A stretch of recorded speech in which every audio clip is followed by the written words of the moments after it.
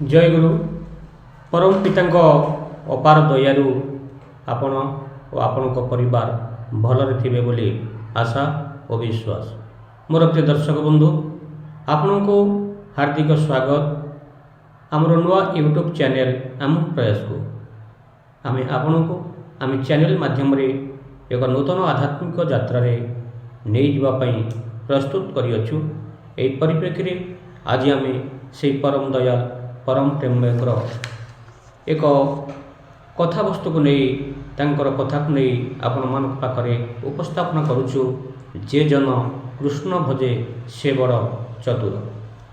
मनुष्यर अंतर्निहित योग्यता जदि न बढ़े तेबे बाहर ठेला दे क्या बड़ करा जाई पारे ना। एवं छोट जो माने आधार जो मानकर संकीर्ण से मानकर जदि टिकिए टंका पैसा मानजस प्रभाव प्रतिपत्ति हो जाए ताहले से माने आउ मुंड ठीक करी रख पारती ना। यही दंभ और अहंकार क्रमागत मनुष्य संगे दुर्व्यवहार कर चले समग्र परिवेश सेतेबेले क्षिप्त हो उठे। यहीपरि भावे पतन सेमानंकर त्वरान्वित हो उठे। पुणी कहीं कहीं मूल को ही अस्वीकार करने को आरंभ करती। एमाने आहुरी विपज्जनक। कृष्णदास जड़े ब्राह्मण पाखरे अपमानित होई मो पाखरे आसी कांदी पकाइला। मुझे ताको कही तू चिंता करना दिने तू एते बड़ होई परिबु जे ब्राह्मण पर्यंत तोते सम्मान करने को मध्य हेबे। से दिन ठारू मु ता पछरे लागिले ता विषय लोकंक पाखरे एपरी भावरे कहवा लागिले जे लोके ताको खातिर न करी रही पार नथिले। केते जगार वक्तृता करिछि पूर्वर मु कहि देइथिली कौन कौन कहवा हेबो। सही सब कथा कही से खूब बाहबा पाउथिला। एहीपरि बाहबा पाई पाई तार मुंड गरम हो गला। एपरिकी मते दुनियारू हटाई देवार फंदी कला।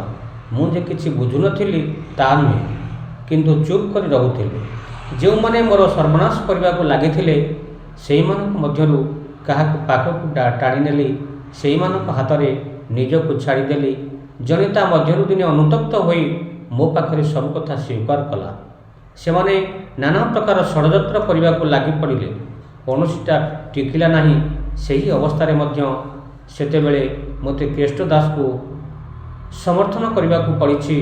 तार अभाव असुविधा समय रे लुचाई लुचाई साहाय्य करने को से जहा एपरी विश्वासघातक जो माने समय थाउ थाउ से चिन्ह न पारिबा किंतु भल कथा नुहे। जे जन कृष्ण भजे से बड़ चतुर।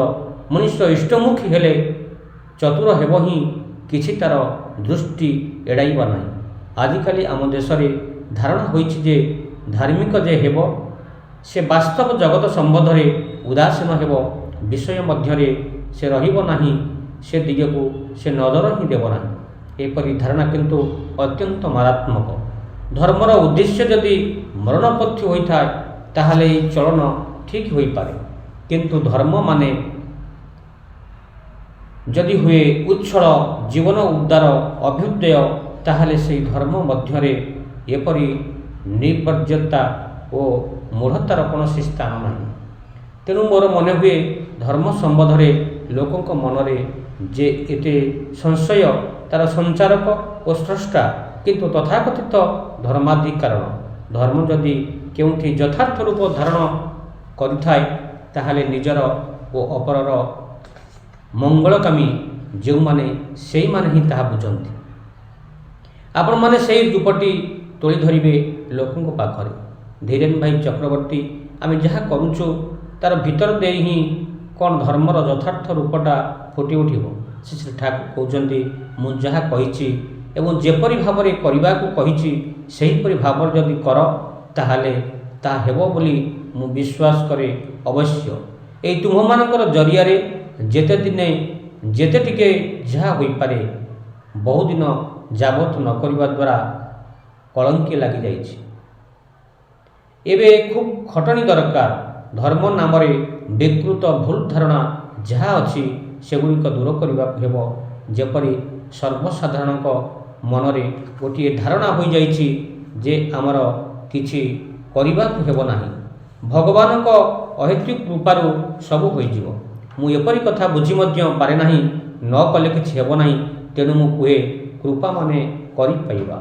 କୃପ୍ ଧାତୁର ଗୋଟିଏ ଅର୍ଥ କୁଆଡ଼େ ଯୋଗ୍ୟତା, ତା ମାନେ କରିବା ଭିତର ଦେଇ ତୁମର ଯୋଗ୍ୟତା ଯେପରି ବୃଦ୍ଧି ପାଇବ ତୁମେ ପାଇବ ମଧ୍ୟ ସେହିପରି। ଏହିପରି ବିଧିମାଫିକ କରିବାର ପ୍ରବଳ ତୃଷ୍ଣା ଓ ସମ୍ବେଗ ମଣିଷ ଭିତରେ ଗଜେଇ ଦେବାକୁ ହେବ। ତୁମମାନଙ୍କର ଚଳନ ଚରିତ୍ର ଦ୍ୱାରା ଲୋକଙ୍କ ମଧ୍ୟରେ ଏହି ଜିନିଷଟା ସଞ୍ଚାରିତ କରିଦିଏ, ତାହେଲେ ତୁମମାନଙ୍କର ଋତିକ ନାମ ସାର୍ଥକ ହେବ। ଋତିକ ମାନେ ମୁଁ କହେ ଉନ୍ନତିର ଅଗ୍ରଦୂତ। ଆଜି ଯୁଦ୍ଧର ବଜାରରେ ବିପଦରେ ପଡ଼ି ଉତ୍ପାଦନ ବଢ଼ାଅ, ପ୍ରଡକ୍ସନ ବଢ଼ାଅ ବୋଲି କହୁଛନ୍ତି, କିନ୍ତୁ ଉତ୍ପାଦକ ବୀଜଟା ଯଦି ପ୍ରତିଟି ବ୍ୟକ୍ତି ଚରିତ୍ରର ପାତ୍ରରେ ଛିଞ୍ଚି ଦିଆ ନଯାଏ, ତେବେ ସରକାରୀ ଫତୁଆ ଜାରି କରି କ'ଣ ରାତାରାତି କିଛି ଗୋଟାଏ କରିଦେବା ସମ୍ଭବ? ସେଇଥିପାଇଁ ବ୍ୟକ୍ତିଗୁଡ଼ାକୁ ଧରିବାକୁ ହେବ। ଟଙ୍କାର ଲୋଭ ଦେଖାଇଲେ ମଣିଷ କଦାପି ବଡ଼ ହୁଏ ନାହିଁ। ଚାରିତ୍ରିକ ବିକାଶର ଲୋଭ ବଜାଇ ଦେବାକୁ ହେବ ମଣିଷଙ୍କ ଭିତରେ। ସେମାନଙ୍କର ଅଭ୍ୟାସ ବ୍ୟବହାରକୁ ନିୟନ୍ତ୍ରିତ କରି ତୋଳିବାକୁ ହେବ ଏବଂ ସବୁ କିଛିର କିଳକ ହେବ ଇଷ୍ଟପ୍ରୀତି ଓ ଇଷ୍ଟାନୁରାଗ। ଏହି ଆକୃତି ବଶତଃ ମଣିଷ କରିବ, କହିବ, ଭାବିବ, ପୂର୍ଣ୍ଣ ନିୟନ୍ତ୍ରଣ କରିବ ସପରିବେଶ ନିଜ ନିଜକୁ। ଏହାରି ସୂତ୍ର ରୂପେ ଦିଆଯାଇଛି ଯଜନ ଯାଜନ ଇଷ୍ଟଭୂତି। ଏହାରି ଭିତର ଦେଇ ଯେଉଁ ସବୁ ସୁଗଠିତ ବ୍ୟକ୍ତି ଚରିତ୍ରର ଆବିର୍ଭାବ ହେବ, ସେଇମାନେ ହିଁ ହେବେ ସର୍ବବିଧ ଉନ୍ନତିର ମୂଳ ଭିତ୍ତି।